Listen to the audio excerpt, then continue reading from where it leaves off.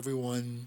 Welcome back to the White Belt series. This is Dave, your Jiu-Jitsu uncle, as we continue to look and explore the Close Guard series. If you're new to this channel, please give the channel a like, a comment if you have anything you want to add, as well as subscribe to our little channel. It will be supremely helpful, and I want to thank you in advance for doing so.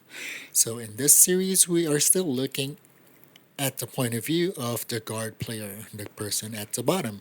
And prior to starting this video, we already have a series of videos in terms of talking about how to keep the person in your guard, how to make sure you prevent them from standing up, and those kind of things. So just before proceeding to looking into attacks and sweeps and things like that, we have to address one of the most important things, which is their frames.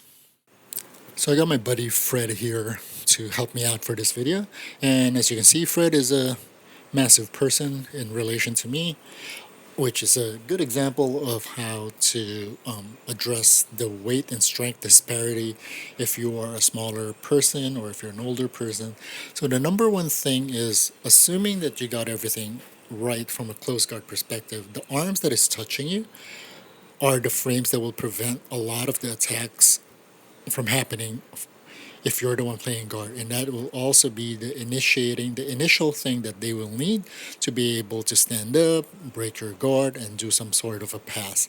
So we have to address and understand where the frames are as well as how their posture is.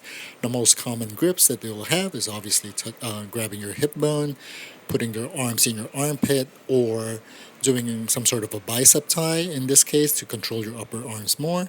And if you're in a gi, the hip and sternum slash lapel grip is extremely common with posture for people to kind of stay safe and initiate their guard pass attack. So understand again all the time that whenever you have access to a close guard, or generally any guard, is that you have to use the most efficient and strongest body part that you have, in this case our hips and our legs, rather than using our abs and our arms to try to break the person's posture down or move them around. It will be highly inefficient to do so. The next thing, just a standard jiu-jitsu principle, the more you can separate the elbow or the tricep area from the torso, the weaker their upper body structure will be. So in this case, a lot of times people will be grabbing by the hip a lot of times, and because they're grabbing low, there's really nothing stopping you from using that as a angle, as a fulcrum to build up and just grab your head and break their posture down, and now you can start initiating your attack in conjunction with using your legs to pull the person down, right? So conversely, if they're keeping a lot of pressure on your hips, for example, and they're leaning a little bit more forward, it's not going to be easy to sit up, but now you most likely will have some sort of an access between that elbow and torso gap for you to break it open a bit and then use your hips and legs to pull them out.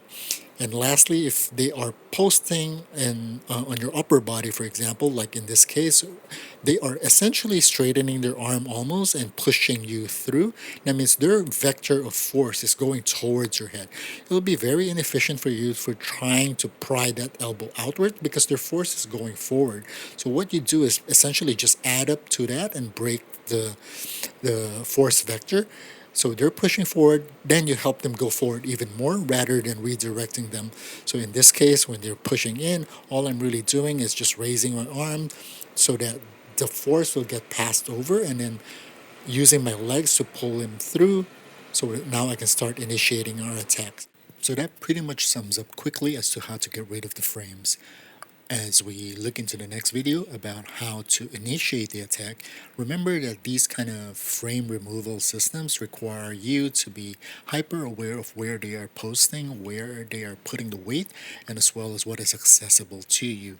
So over time, with more practice, you will understand that there are certain angles and there are certain types of efficiencies that are available all the time to get rid of those arms posting on your arms and on your body, whether it is to shuck them over, to pry the elbow, or just simply sit up. You'll develop that sense and you can get started with initiating your attacks.